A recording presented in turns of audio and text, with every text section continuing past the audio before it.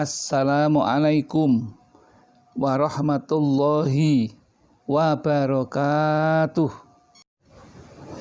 Bismillahirrahmanirrahim. Alhamdulillahi rabbil alamin. Wabihi nasta'inu ala umrid dunya waddin. La khawla wa la quwwata illa billahil aliyyil azim.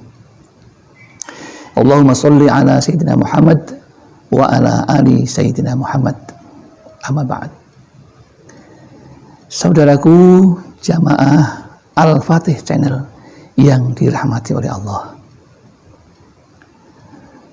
Pertama, kita berjumpa dalam keadaan sehat walafiat, tanpa halangan suatu apapun.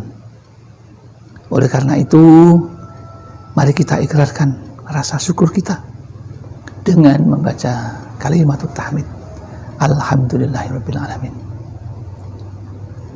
Sholawat dan salam tidak lupa kita sanjungkan keharibaan Nabi Muhammad SAW, Nabi yang kita nantikan syafaatun uzmanya ketika di dunia dan di akhirat nanti. Saudaraku jamaah Al-Fatih Channel yang dirahmati oleh Allah, kadang kita tidak sengaja sering mendengarkan lantunan musik dari tetangga kita. Tetapi meskipun itu musik, ketika musik itu ditempeli oleh kata iman, maka musik itu akan menjadi baik. Saya masih ingat guru saya yang mengatakan bahwa segala sesuatu yang tidak ada jeleknya sedikit pun, yaitu iman. Sementara kata yang tidak pernah ada baiknya sedikit pun, yaitu kufur. Maka apapun yang kepanjingan atau ditempeli kata iman, maka akan menjadi baik. Contohnya musik yang kita dengar dari tetangga sebelah, yang kadang tidak sengaja kita dengarkan. Sebagai contoh begini: bila engkau berbicara, lain di bibir, lain di hati. Dan bila engkau berjanji, selalu engkau ingkari. Dan bila kau dipercaya, tapi kau mengkhianatinya, lalu kau mengkhianatinya. Itu munafik namanya. Itu munafik namanya. Itu hiburan. Itu bisa menjadi baik, bisa menjadi tuntunan ketika orang yang mendengarkan hatinya ada iman. Ada satu hadis yang mengatakan, tafakkaru fi kulli syai' wala tafakkaru fi dzatillah. Tafakkaru fi sa'atin khairun min ibadati alfi sanatin. Berpikir tentang sesuatu ketika hati kita dilandasi oleh iman, maka akan menjadi baik. Tafakkaru fi sa'atin, berpikir dalam suatu saat, satu saat saja, satu detik katakanlah. Khairun min ibadati alfi sanatin. Ketika itu bisa menambah iman kita, akan menjadi baik daripada 1000 tahun.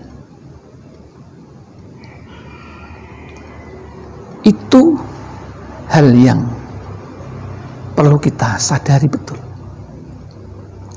Tadi ada tontonan, ada hiburan, sebuah nyanyian, tapi itu pun bisa menjadi tuntunan. Di sana ada kata munafik. Munafik itu lebih berbahaya di dalam Islam, karena orang munafik itu bisa berada di dalam Islam sendiri, bahkan orangnya juga sholat, orangnya juga puasa. Ya, itulah munafik. Mari kita dengarkan kembali, kita ingat kembali yang tadi. Itu menggambarkan bahwa nyanyian yang sederhana itu barangkali oleh si pembuat lagu atau komponisnya atau penggubah lagunya, barangkali beliau juga mempunyai landasan hadis. Hadis yang mengatakan bahwa tanda-tanda ayatul munafiki salasun, ciri-ciri tanda-tanda orang munafik ada 3. Pertama, idza haddasa kadzaba. Ketika berbicara dusta. Awas, itu tanda orang munafik. Tanda yang kedua, wa idza wa'ada ahlafa. Ketika berjanji, orang yang munafik itu akan mengingkari. Kemudian ciri yang ketiga orang munafik itu, wa idza tumina khana. Jadi ketika diberi kepercayaan, wa idza tumina khana, justru berkhianat. Itulah ciri-ciri orang munafik yang sangat berbahaya. Dan itu bisa mengganggu ketertiban dimanapun ketika orang sudah mempunyai sifat munafik. Dzul wajhain, bermuka 2. Barangkali dengan pimpinan dia berlaku baik, tapi di belakang dia mencela mati-matian. Itu sifat yang mendua, sifat yang tidak konsisten. Nah, kemudian kalau membuat laporan, seorang bawahan membuat laporan kepada pimpinan, sekarang banyak istilah ABS. Sudah, pokoknya kita buat laporan sebaik-baiknya kepada atasan kita, asal Bapak senang. ABS. Sudah. Itu kata-kata seperti biasa, sederhana, tetapi itu implikasi terhadap keimanan seseorang sangat besar sekali. Karena sifat seperti itu dikatakan Nabi adalah dosa besar kedua setelah kufur, setelah menyekutukan Tuhan, mengingkari nikmat. Nah, apa tidak bahaya itu bagi kita? Jiwa kita terancam, nasib kita terancam. oleh siksa Tuhan yang maha besar yang namanya neraka. Kalau kita ini ada sifat-sifat munafik, dusta,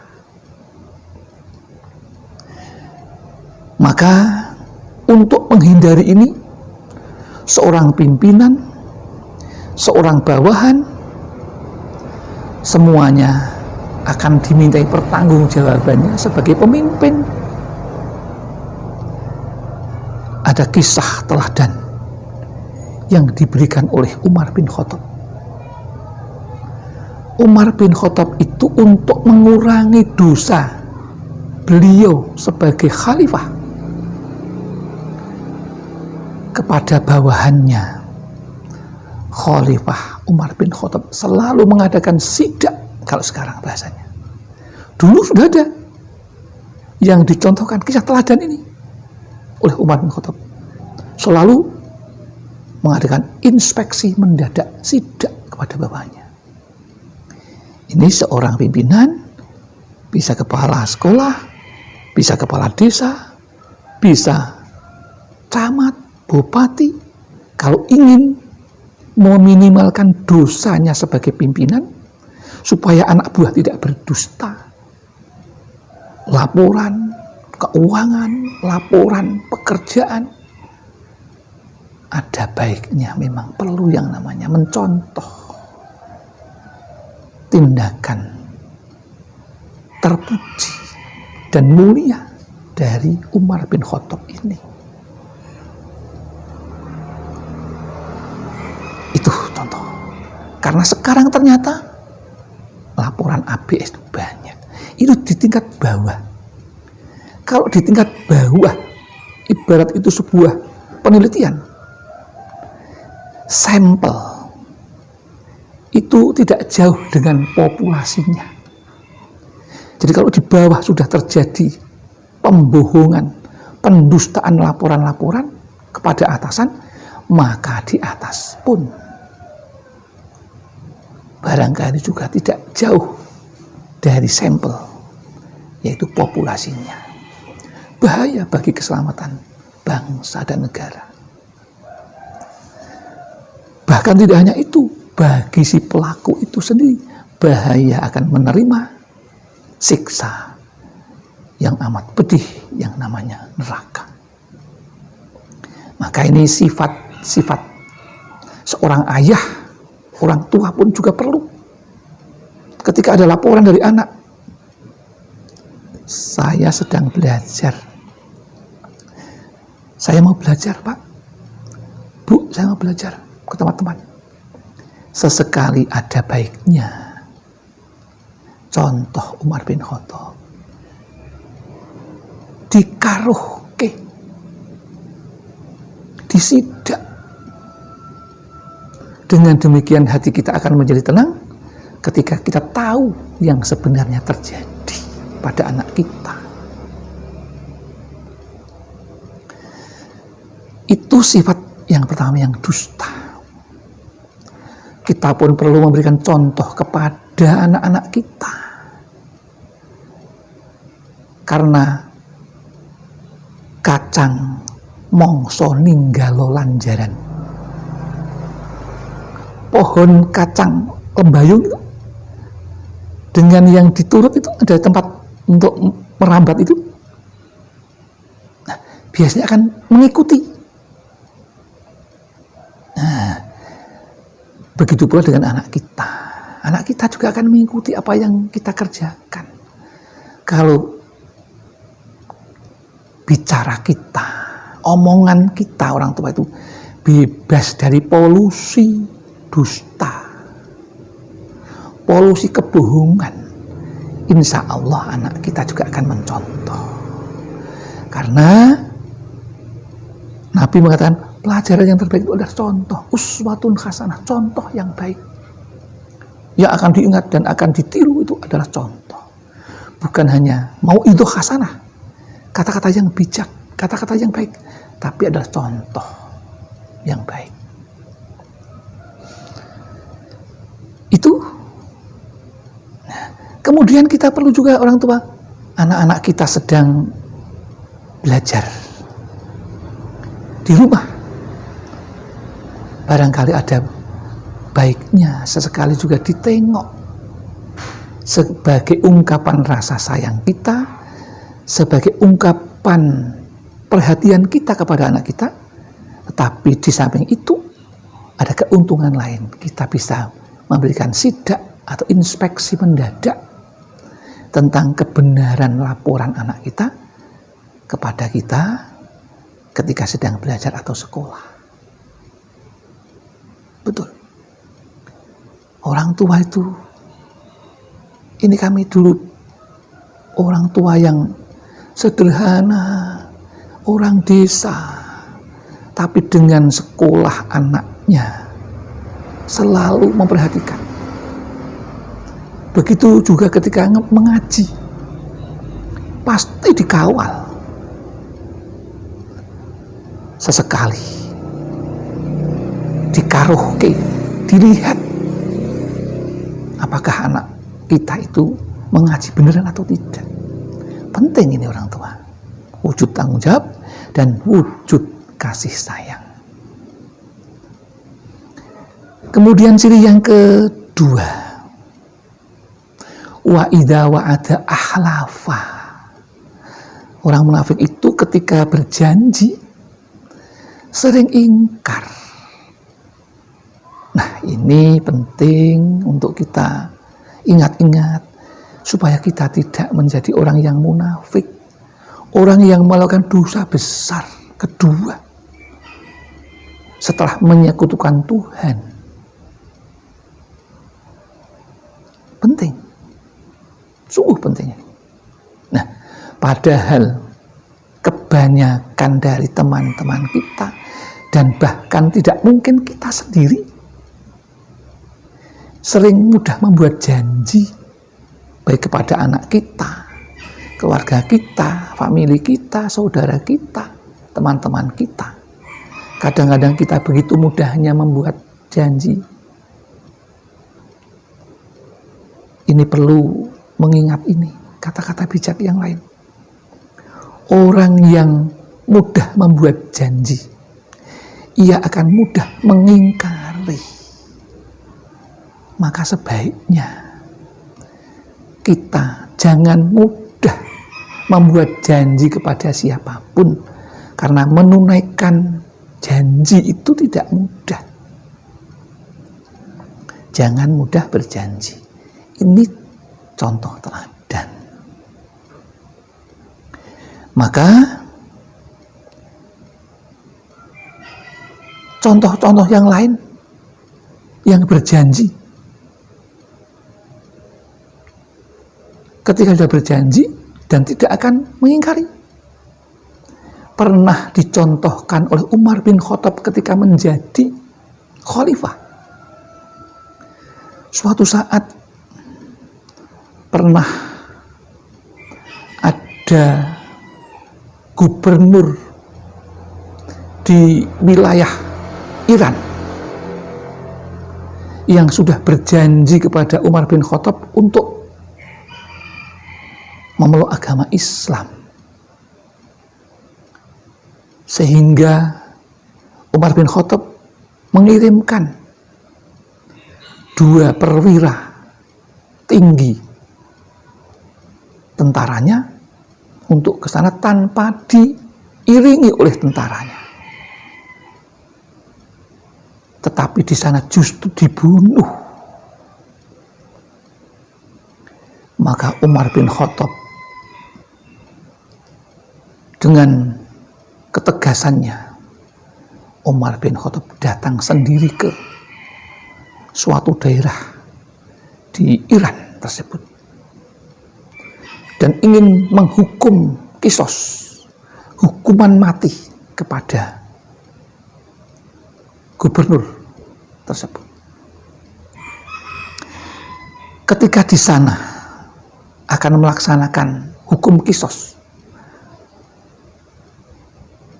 namanya Hurmuzen. Ya, gubernur itu namanya Hurmuzen. Bukan Hurmuzi ya, Hurmuzen. Kalau Hurmuzi di Indonesia, kalau Hurmuzen di Iran sana.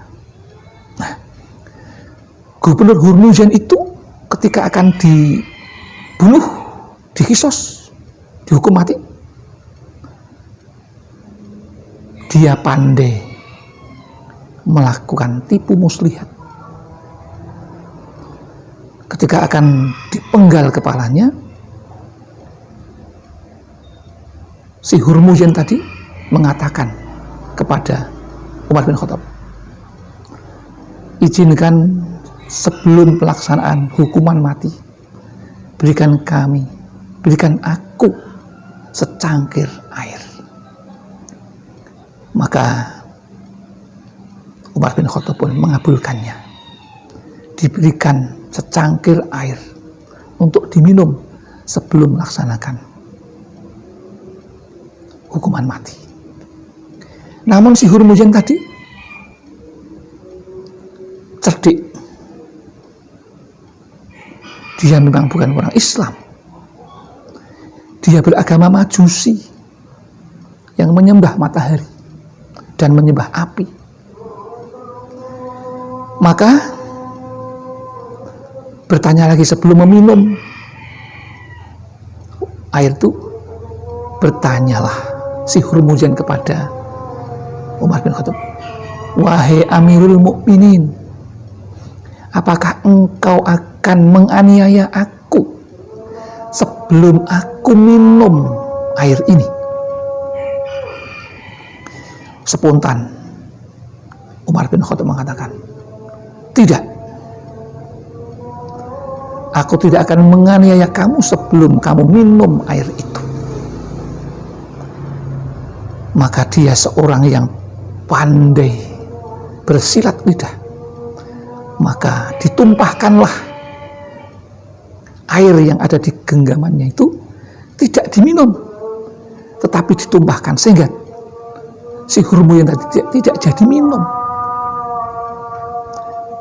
Maka si Hurmuzan mengatakan, wahai Amirul Mukminin, sekarang aku bebas karena aku belum minum air yang aku pegang ini, sudah jatuh, dan Amirul Mukminin mengatakan bahwa tidak akan menganiaya aku, apalagi membunuhku sebelum aku minum air. Maka sadarlah Umar bin Khattab dengan janjinya, dengan wa'adnya, tidak akan membunuh, tidak akan menganiaya sebelum si Hurmuzan minum airnya. Maka Amirul Mukminin Umar bin Khattab tidak jadi melaksanakan hukuman mati kepada si Hurmuzan tadi karena sudah menjawab bahwa tidak akan menganiaya sebelum minum air. Sementara airnya sudah tumpah. Maka dengan begitu baiknya Umar bin Khattab yang kalau berperang sangat garang dan ditakuti lawan, tetapi dengan janjinya sangat menepati. Contoh untuk para pemimpin, untuk orang tua yang selalu menepati janjinya kepada siapapun. Seorang presiden, seorang menteri, kalau sudah berjanji dengan rakyat harus ditepati. Ini ada contoh teladan dari Amirul Mukminin Umar bin Khattab radhiyallahu anhu. Sifat yang ketiga, yaitu ketika dipercaya mengkhianati, bertindak khianat. Kalau diberi amanah berkhianat, itu ciri orang munafik. Andai kata orang-orang yang diberikan amanah berupa pimpinan, karena pada hakikatnya setiap pribadi itu pimpinan bagi dirinya sendiri. Laki-laki ar-rijalu qawwamun 'alan nisa, pemimpin bagi wanita. Maka seorang pemimpin harus bisa berlaku amanah. Jadi tidak khianat. Dalam bahasa Indonesia namanya khianat, berkhianat. Ada satu cerita, contoh teladan yang bisa kita teladani bagi kita orang tua, bagi para pemimpin-pemimpin kita, dari tingkat bawah sampai presiden. Andai kita bisa memberikan contoh, mencontoh teladan. Ini contoh gubernur Syam, namanya Umar, tapi bukan Umar bin Khattab, Umar bin Malik. Pada suatu malam, ketika Umar bin Malik ini sedang memeriksa laporan-laporan keuangan dari anak buahnya, laporan-laporan kenegaraan dari anak buahnya, dari staf-stafnya, pembantu-pembantunya, malam dibuka sendiri, diteliti sendiri. Tiba-tiba anaknya menuju ke kantor ayahnya sambil mengucapkan salam, assalamualaikum wahai ayahku.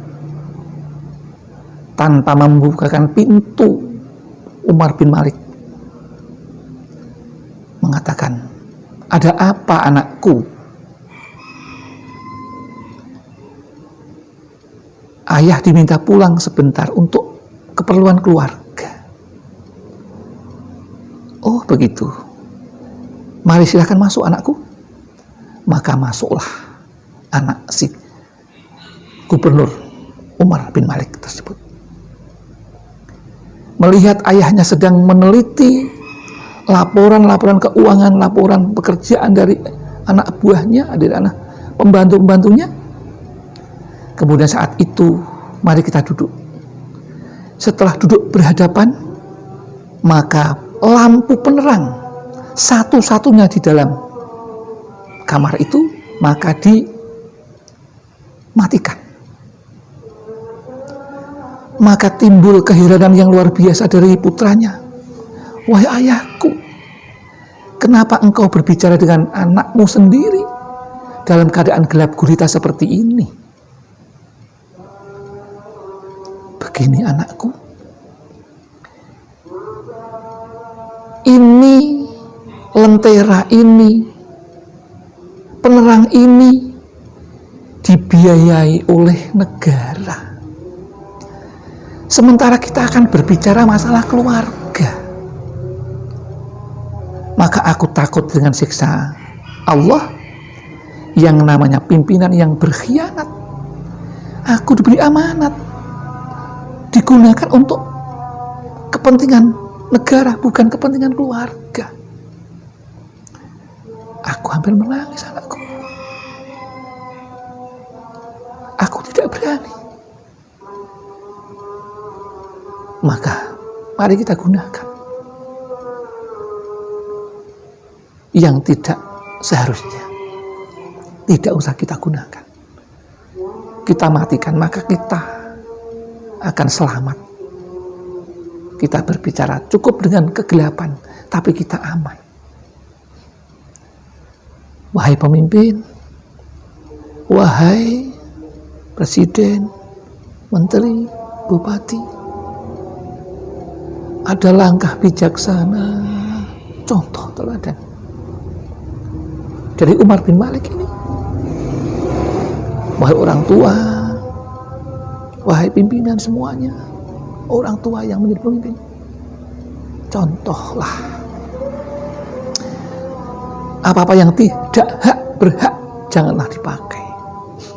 Insya Allah ketika sifat munafik itu hilang dan mengikuti contoh-contoh teladan yang hebat tadi, yang mulia, yang menyelamatkan kita dari api neraka, maka insya Allah negara kita Indonesia akan menjadi negara yang kuat. Insya Allah ketika ada contoh ketiga tokoh, dua tokoh tadi ya, dari tiga peristiwa, dari dua contoh tokoh teladan, Umar bin Khattab dan Umar bin Malik, maka insya Allah koruptor tidak ada, tidak akan ada koruptor. Maka negara kita yang negara mayoritas Islam ini sangat ironis. Kita kalah dengan bangsa barat yang tidak beragama, tetapi mereka mempunyai pedoman yang diamalkan. Ya, by a lie, melalui kebohongan, a man, seseorang, annihilated his dignity as a man. Mereka mengatakan seseorang akan memusnahkan kredibilitasnya, nama baiknya, reputasinya ketika berdusta as a man. Seseorang akan memusnahkan kredibilitasnya sebagai seseorang kalau dia berbohong, by a lie, melalui kebohongan. Itu dipegang teguh oleh mereka orang barat, orang Jepang. By a lie, melalui kebohongan. A man, seseorang akan menghancurkan kewibawaan, menghancurkan reputasinya sebagai seseorang. Betul-betul dipegang. Kita yang beragama Islam harus tidak boleh kalah. Ada contoh yang luar biasa tadi, mari kita ikuti. Demikian yang dapat kami sampaikan. Mudah-mudahan contoh yang sederhana, hal-hal yang sederhana yang kita bahas bisa memberikan efek yang luar biasa bagi hidup dan kehidupan kita di dunia ketika melaksanakan tugas-tugas kita sebagai orang tua, sebagai pimpinan, sebagai bawahan, dan sebagai pimpinan yang lebih tinggi. Dengan harapan akan terjadi baldatun thayyibatun wa rabbun ghafur. Mudah-mudahan ada manfaatnya meskipun hanya sedikit. Memang kita membahas yang sedikit dan dangkal karena memang waktunya juga sedikit. Memang teman-teman kita juga baru sampai di tataran itu. Ada kekurangan, kekhilafan, itu datang dari saya karena saya merasa masih fakir tentang ilmu agama, tentang ilmu yang lain. Tapi kalau ada benarnya, itu datang dari Allah Subhanahu wa Ta'ala.